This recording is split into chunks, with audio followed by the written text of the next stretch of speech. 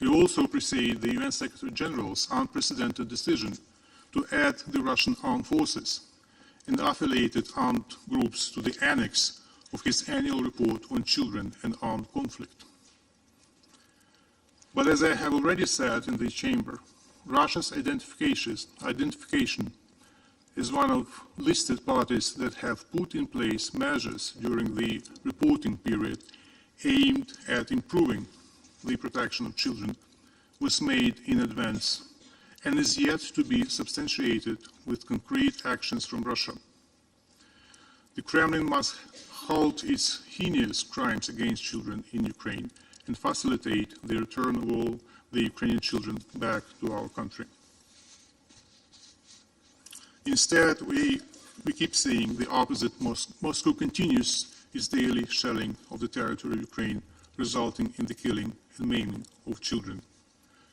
Therefore, I repeat my call on the relevant UN agencies and officials, in particular UNICEF and the Special Representative of the Secretary General on Children and Armed Conflict, to engage with the issue of the mass abduction of children from the occupied territories of Ukraine to the Russian Federation and Belarus, and to properly monitor and report on this matter. Madam President, we are now approaching the summit of the future. There is no future without children.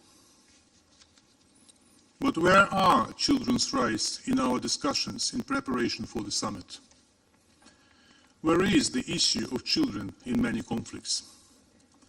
What kind of future do we hope for if children are being killed and abducted? In 4 weeks, we will gather at the SDG summit. How can we ensure sustainable development amid the daily loss of children's lives? Where are children's rights in our discussions in preparation for the SDG summit? Today, young Ukrainians born in independent Ukraine are at the vanguard of our existential fight for the future and sustainable development. They are people who have lived in a free democratic country, who share democratic and humanistic values. They are not ready to give up because they realize quite clearly what they are standing up for.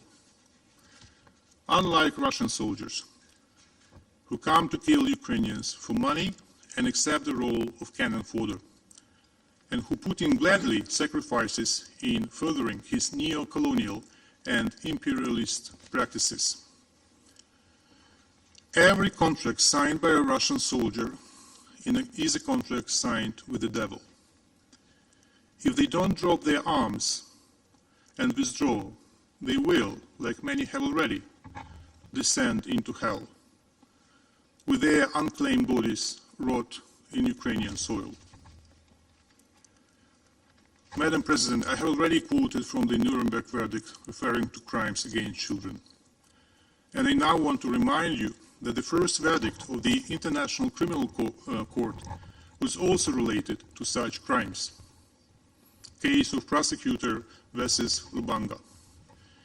It makes us believe that every Russian criminal eventually will be brought to justice. Let me also remind the representatives of Putin's regime in this chamber of what happened to the Nazi diplomats after the defeat of the criminal regime of another dictator, and what awaits them. In addition to volumes of materials from Nuremberg Tribunal, there is a report about the Third Reich diplomats and their involvement in the Holocaust and other Nazi crimes, released in Germany in 2010. They testify that it was almost impossible for high-ranking servants of the regime to keep themselves separate from the crimes that the Nazi regime committed. Take time and read this report.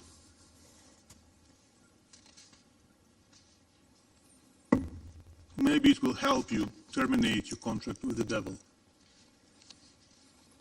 All your lies and your complicity in the crime of aggression, war crimes, and crimes against humanity are on record in this chamber.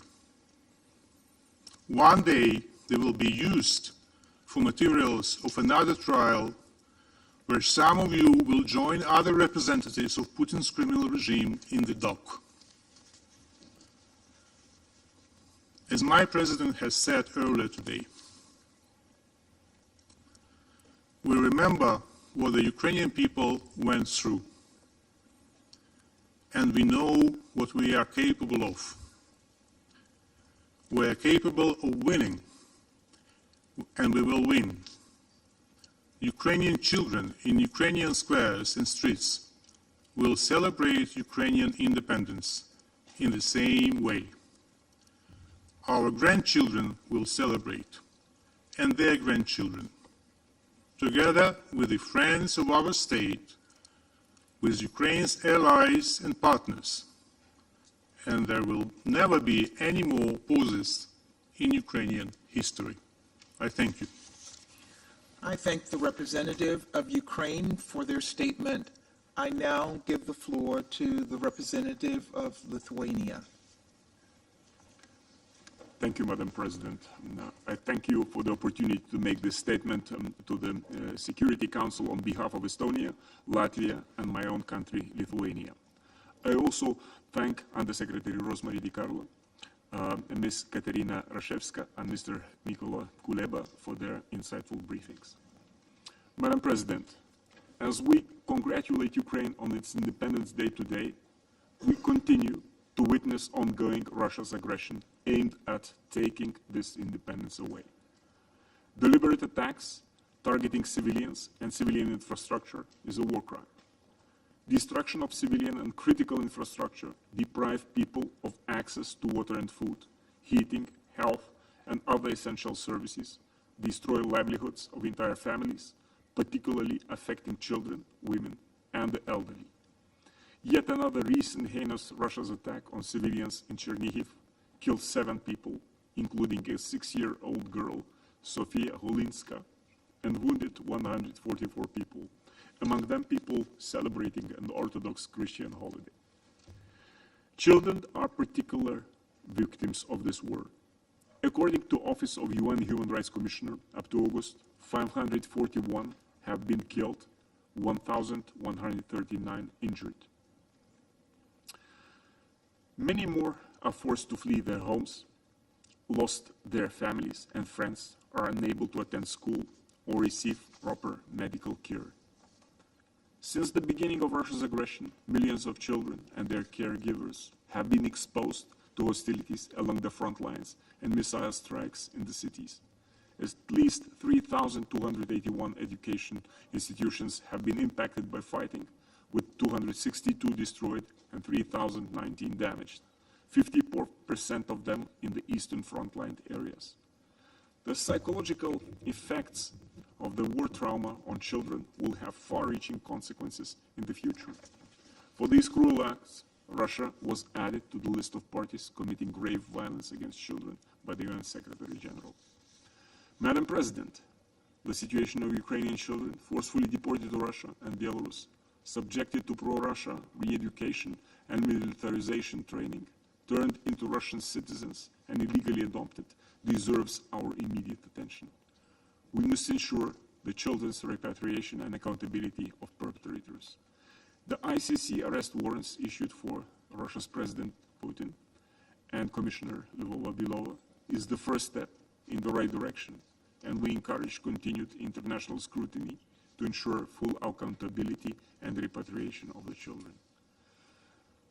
Madam President, we welcome recent signing of Ukraine and UN Joint Preventive Plan to prevent and stop grave violation of children's rights in Russia's armed aggression. I also would like to thank the UN agencies for their assistance efforts. According to the recent reports, there are over 17.6 million in urgent need of the humanitarian assistance. Of these, 4.1 million are children. Furthermore, according to the International Organization for Migration, there are an estimated 5.1 million internally displaced persons within Ukraine, many Ukrainian refugees abroad. More than 4 million Ukrainians have sought shelter in the EU, including over 100,000 in Lithuania, Estonia, and Latvia. Only in Lithuania's schools, there are over 8,000 pupils from Ukraine, to whom our government provides all necessary assistance with their schooling needs. The financial needs for the humanitarian assistance are truly significant. Therefore, we must all contribute to close the existing financial gaps and allow UN and international assistance to reach those in need. Madam President, Russia's war of aggression, enabled by Belarus, is a manifest violation of UN Charter.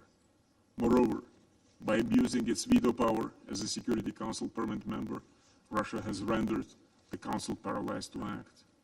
Deliberate targeting of civilians is a war crime. The international community has a responsibility to ensure full accountability of the perpetrators of atrocity crimes in order to bring sustainable peace, justice to the victims, and prevent the recurrence of such crimes anywhere in the world in the future. That is why we need to support Ukraine in establishing a special international tribunal for the crime of aggression.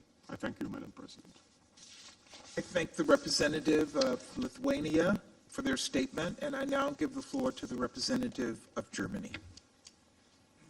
Madam President, thank you for giving us the opportunity to participate today in this important meeting of the Council. Like other delegations, I would like to start by congratulating Ukraine on its Independence Day. On the 24th of August 1991, Ukraine became, finally, a free, democratic, and sovereign state. It is, however, sad that we have to congratulate Ukraine today at a moment when Russia continues to attack relentlessly everything Ukrainian independence stands for: security, freedom, peace, a prosperous future for all Ukrainians, and the sovereign right of Ukrainians to shape their own destiny without external intimidation and interference. And we would also like to thank, like other delegations, Jussi Di Carlo, Ms. Rashevska, and Mr. Kuleba for their valuable insights. Madam President, last month the Council had its annual debate on children and armed conflict. The Secretary General provided a bleak report on this topic. One trend was particularly disturbing. 2022 was the first year since reporting started in which government forces were the main perpetrators of grave violations of children's rights, such as killing, maiming, and abducting children, deliberate attacks on civilian infrastructure important to children, such as schools and hospitals, and the blatant denial of human access to children in need. And the most glaring and the most dramatic example of this development is Russia's aggression against the children of Ukraine.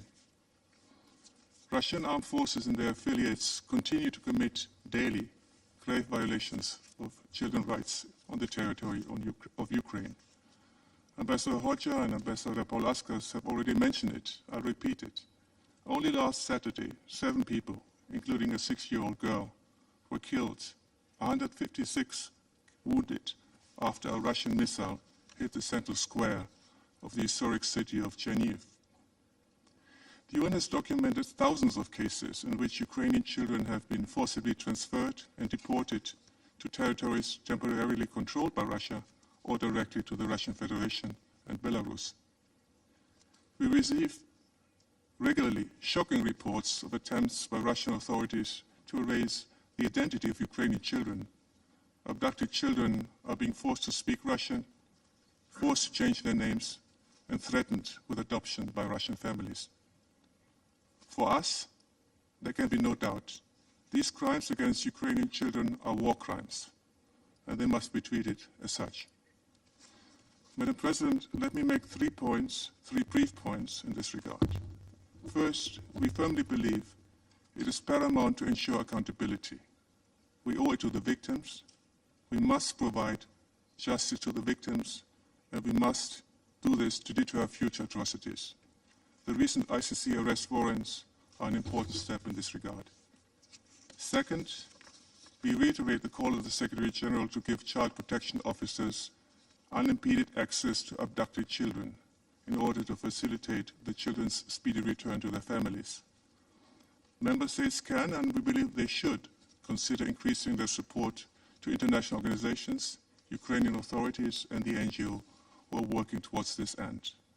Third, and finally, as the war in Ukraine continues, we urge the Russian Federation to cease immediately all atrocities against Ukrainian children, to spare no effort to protect them from future violence, and to respect international humanitarian law and international human rights law.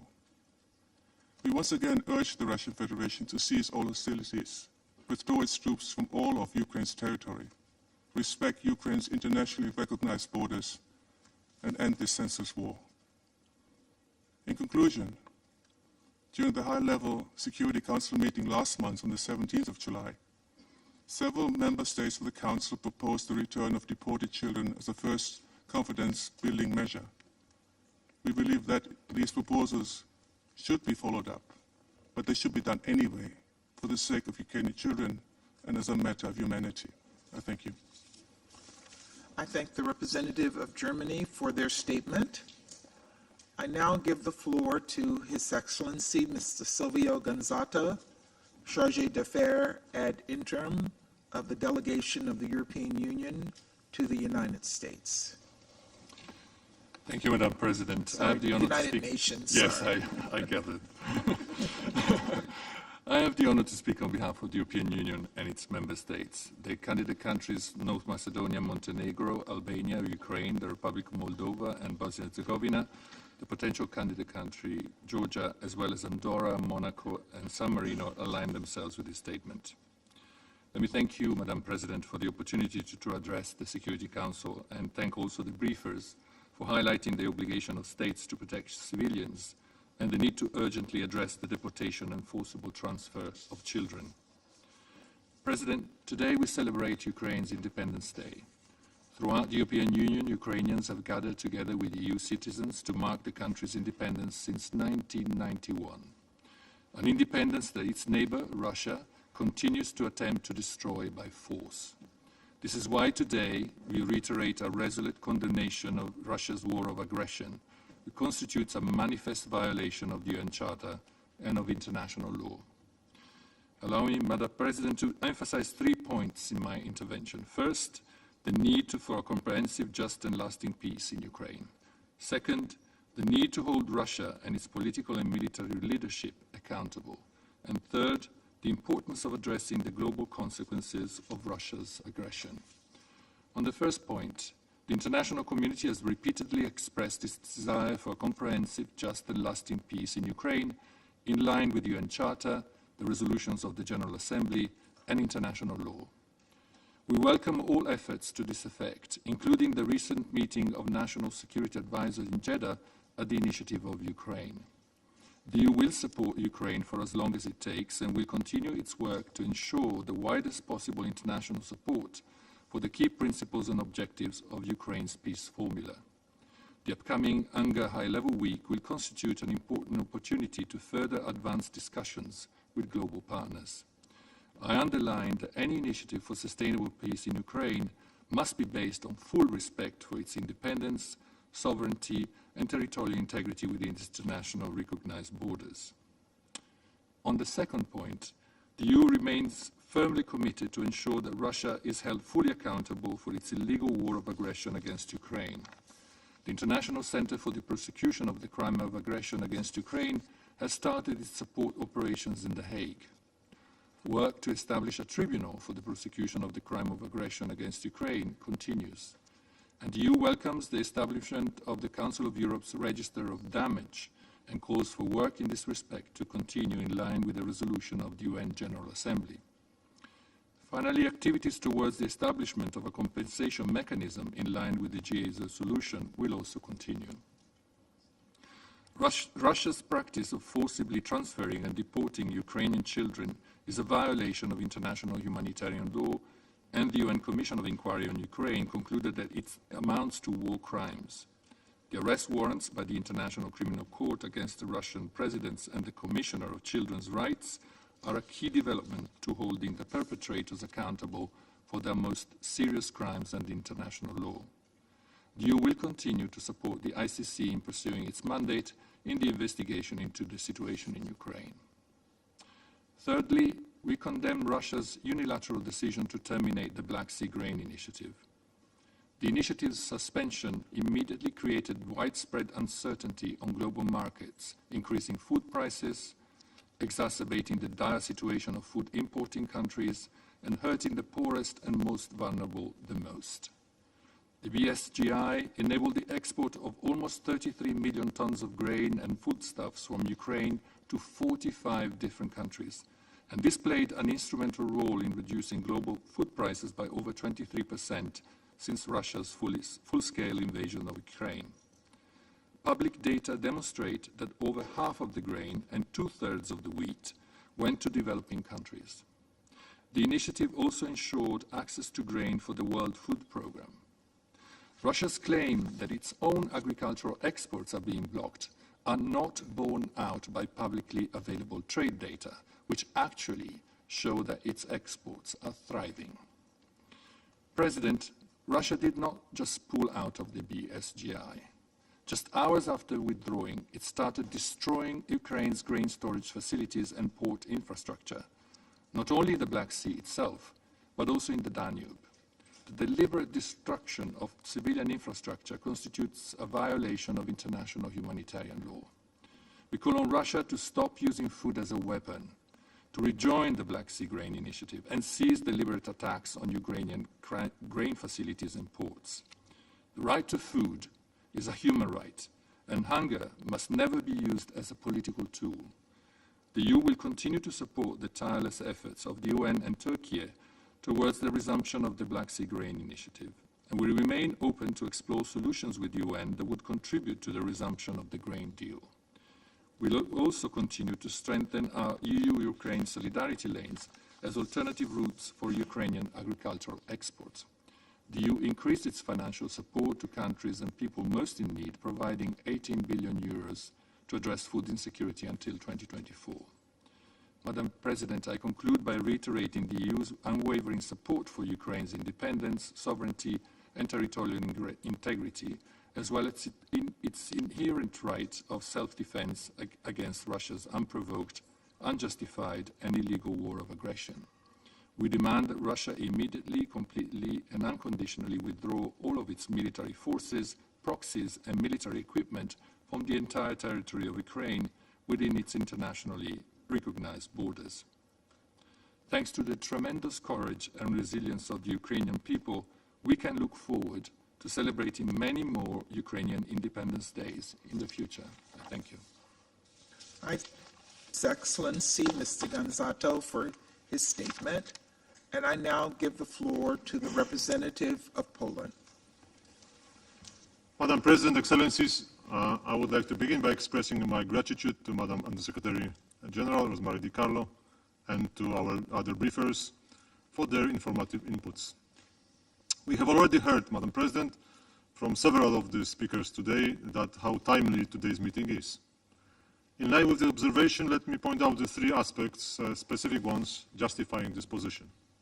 First and foremost, today's discussion is timely because it's exactly today that we celebrate the 32nd anniversary of Ukrainians' independence. Congratulations to the people and the government of Ukraine. Poland is proud of the fact that we were the first country to recognize this fact on December 2nd, 1991. That is the day after Ukrainians decided about it in the referendum.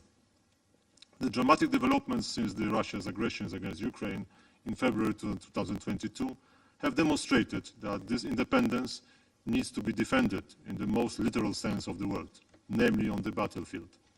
Ukrainians prove on a daily basis that they cherish their independence more than anything else, and that is why they accept the ultimate sacrifice to heroically protect it. At the same time, Russia keeps trying to undermine Ukraine's statehood and sovereignty by all means, including by dissemination of disinformation and manipulations in this chamber, in many occasions also today. Poland knows this experience very well.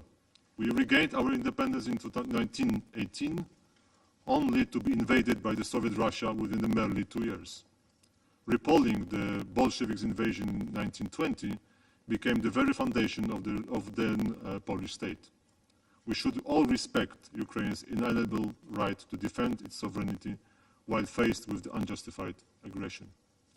While Poland reiterates its support for just and sustainable peace in Ukraine, we are convinced that it needs to be based on the sovereign consent of the aggressed party. Therefore, we believe that the key principles and objectives set out by the President Zelensky peace formula should constitute a basis for ending the unlawful war of aggression waged by Russia against Ukraine. Poland welcomes and actively takes part in all developments concerning this initiative, which involves a growing number of interested parties, not only from Europe, but also from Americas, Africa, and Asia. Secondly, today's discussion is very timely because only yesterday we were commemorating the European Day of Remembrance for victims of Stalinism and Nazism, often referred as the Day of Remembrance for the victims of all totalitarian and authoritarian regimes.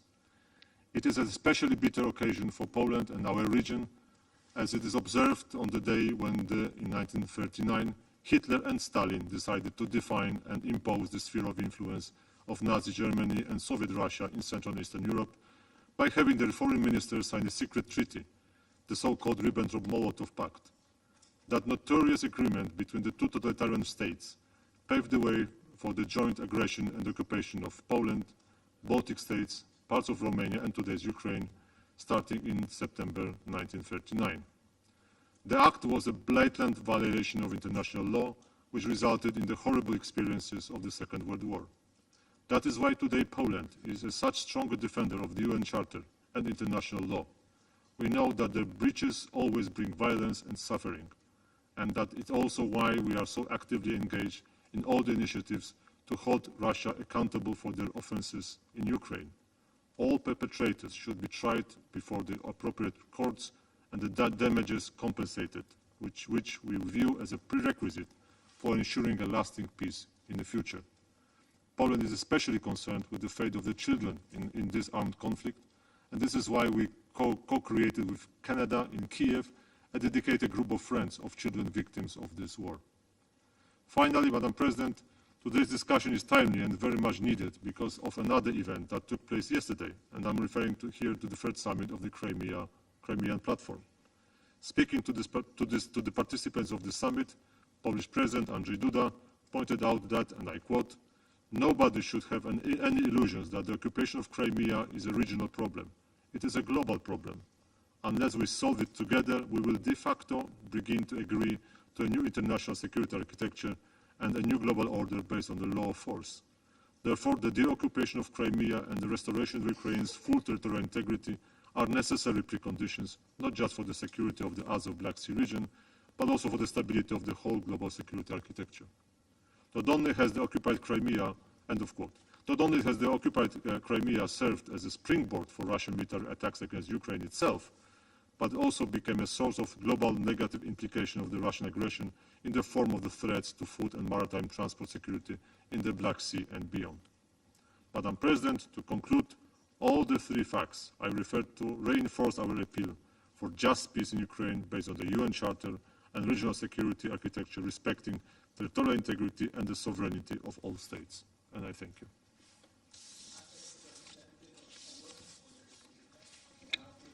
To the representative of Italy. Madam Chair, Italy aligns itself with the statement delivered by the European Union and would like to add some considerations in its national capacity.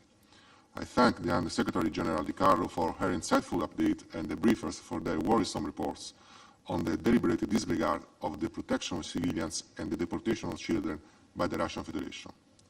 Today, the celebration of the Ukrainian Independence Day marks 18 months since the beginning of Russia's full-scale, unprovoked, unjustifiable, and illegal invasion of Ukraine. And today we stand together with the Ukrainian people, more united than ever, to reaffirm our unwavering commitment to our shared values based on the rule-based multilateral order as recognized in the UN Charter. We reaffirm our solidarity with the people of Ukraine, pay tribute to all those who have sacrificed their lives for the independence of Ukraine, and express our deepest sympathy and condolences to the families of the victims of the ongoing aggression. On this day, exactly 18 months ago, a permanent member of this Council unilaterally violated the basic principles and norms on which the peaceful coexistence between states and this very organization is founded. To such extent, I firmly recall the UN General Assembly's conclusions that the Russian Federation aggression against Ukraine is a violation of the UN Charter that affects not only the people of Ukraine, but also millions of people around the world, especially in the most vulnerable countries. Thus, Russia's unjustified withdrawal from the Black Sea Grain Initiative is unacceptable, so as it is the deliberate daily targeting by Russia of Ukrainian grain export. As clearly emerged in the Food Systems Summit +2 held in Rome a few weeks ago, global concerns on systemic food security spiked after Russia's decision, and we call on Russia to swiftly reconsider the resumption of the BSGI. Madam Chair, Italy condemns in the strongest possible way Russia's continuous, inhumane and brutal attacks at targeting civilian infrastructures and cities across Ukraine, and recall that indiscriminate attacks and attacks on the civilian population or civilian objects constitute a war crime. Italy also unequivocally condemns the forced deportation of Ukrainian children, as well as other grave violations against children committed by Russian forces in Ukraine. While joining the concerns expressed by the Secretary General in his report on the children transferred to the Russian Federation from Ukraine, we underline that no amount of disinformation spread by the Russian can deny the truth of the matter, nor shield individuals from accountability for these crimes. Italy fully supports the humanitarian actors who are working tirelessly to ensure that children in Ukraine are protected and that vital assistance is within their reach. Rapid, safe, and uninterrupted access to humanitarian assistance for those in need in Ukraine must be guaranteed.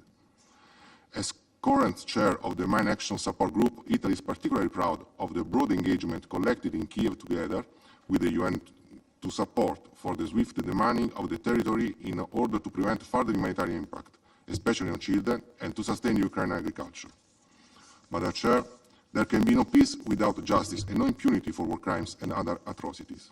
Collectively, the UN will hold those responsible to account in accordance with international law, taking into consideration also those who are facilitating Russia's illegal war. With a view to a viable post-war peace settlement, Italy strongly supports President Zelensky's peace plan and welcomes the recent broad commitment displayed in Jeddah's meeting of national security advisors from all the regional constituencies. Italy remains ready to support arrangements on sustained security and other commitments to help Ukraine defend itself, secure its free and democratic future, and deter future Russian aggressions in line with its rights enshrined in the UN Charter. Madam Chair, Russia's war of aggression must end. Russia can end it immediately by ceasing its attacks against Ukraine and withdrawing its forces from the territory of Ukraine. Italy is committed to the sovereignty, independence, unity, and territorial integrity of Ukraine within its internationally recognized border.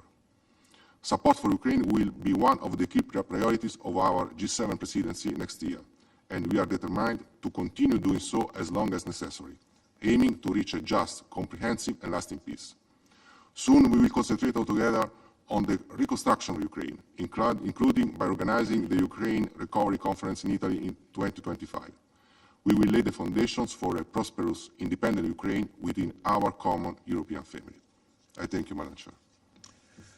I thank the representative of Italy for their statement. There are no more names inscribed on the list of speakers. The meeting is adjourned.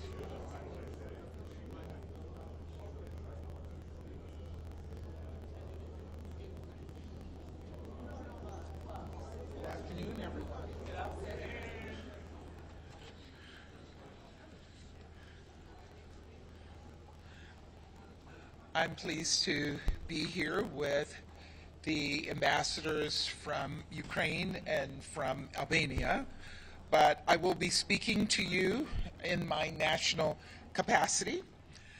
Today we mark the 32nd anniversary of Ukraine's independence, and I want to congratulate the ambassador and I want to congratulate the Ukrainian people. Their courage inspires us. But what should be a celebration is marred by one man, Vladimir Putin, who for a year and a half has tried to beat the Ukrainian people into submission. But Putin has failed. He failed miserably. The Ukrainian people have bravely fought to defend their freedom and democracy and culture, and that is something that is worthy of celebrating. And they have bravely fought to defend and return Ukraine's children who've been forcibly transferred or deported to Russia, Belarus, and Russian-occupied territories. Every single member state must hold Russia accountable for its war of choice, especially because Russia's attacks on Ukraine are attacks on us all, on the UN's very charter, on the principles of sovereignty and territorial integrity, and on the world's food supply. From the earliest days of its full-scale invasion of Ukraine, Russia has weaponized food. This is a deliberate part of its war strategy, and it's having a devastating impact on people facing acute food insecurity, particularly in the Middle East and Africa. When I say Russia is waging a war on the world's food supply, I mean this literally. You can see this in the pictures that we've brought here today, which show the damage Russia has done to Ukraine's ports and grain infrastructure. Time and time again, Russia has destroyed food and the means to produce it. And just this week, reports indicate Russian drones struck Ukrainian grain facilities at the Danube River port in Izmail. Last month, Russia also unilaterally withdrew from the Black Sea Grain Initiative, an initiative that was helping grain get out to the world, especially the developing world. This isn't normal. This is not the behavior of a responsible country, and the international community must continue to call out Russia for its brutality. Today, I wanted to send a clear message to President Putin. Cease your attacks on Ukraine, on Ukraine's children, and on the world's hungry. Release Paul Whelan and Evan Gershkovich, American citizens who have been wrongfully detained, and end your senseless war of aggression once and for all. The Ukrainian people will continue to stand strong, and we will continue to stand strongly behind them. Thank you very much. And I'd like to turn the floor over to the Albanian representative. I'm going to leave you for last because you should be the last to speak. Thank you, Linda. And let me join you in congratulating Sergei, the permanent representative of Ukraine to the United Nations, and the Ukrainian people for the Independence Day. For 547 days, the entire world has been witnessing the sacrifice of a nation united to defend its territorial integrity and sovereignty, its freedom, its choice, the right to exist, brutally assaulted by its neighbor in a blatant violation of the UN Charter and international law. Since February 24, Russia has been trying to deny the existence of Ukraine, a member of the United Nations, has tried to subjugate and annihilate its people and to annex part of its territory. It has not prevailed, as you rightly mentioned, Linda, thanks to extraordinary courage and the unwavering determination of the Ukrainian people and the strong and continued support and solidarity of the international community. Ukraine is fighting for its land, for its right to decide about its future. But we must not forget that Ukraine is also fighting for the just cause and for preserving the international rules-based order. The consequences of this war go well beyond Ukraine, affecting every corner of the world. And we call on Russia to stop the weaponization of food and to resume the Black Sea Grain Initiative as soon as possible, for the sake of those hundreds of millions in need and of the most vulnerable worldwide. This is why all peace-loving nations must continue to stand in full solidarity and maintain their enduring support for Ukraine, rooted in the shared democratic values and interests, above all, respect for the UN Charter and the principles of territorial integrity and sovereignty. We must never contemplate impunity, and in this regard we reiterate the importance of full accountability for crimes and illegal actions committed by Russia in Ukraine.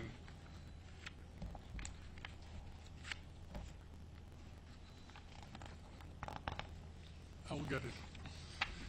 While we reiterate our firm rejection of Russia's illegal war, we welcome every serious effort for peace, but for a just peace that respects Ukraine's internationally recognized borders and is based on the UN Charter and the United Nations resolutions we have all adopted. I thank you. Thank you, dear friends, dear Linda, dear Ferit, dear members of the press community. At the outset, I would like to thank all the friends and partners who have congratulated Ukraine on today's Independence Day, including at this Security Council meeting that has just concluded. Their support and solidarity help our fight for independence and sovereignty. There is no doubt that this fight will end with the victory of Ukraine and the entire civilized world. This will also be a victory for the principles of the UN Charter and the rules-based order. This victory will also include accountability for those responsible for the crime of aggression, war crimes, and crimes against humanity. Today, at the Security Council meeting, we addressed one of the most notorious Russian crimes, crimes against Ukrainian children. We heard from the briefers that Russia continues its heinous, well-planned practice of forcible transfers and deportations of Ukrainian children, their aggressive indoctrination and Russification. The Russia's war of aggression against Ukraine is about Ukraine's future, and there is no future without children. We will continue working closely to return every deported Ukrainian child and hold every Russian war criminal accountable for every war crime committed in Ukraine. Accountability is inevitable. We are grateful to the United States for today's decision to impose sanctions on those responsible for the deportations of Ukrainian children. We encourage others to do the same.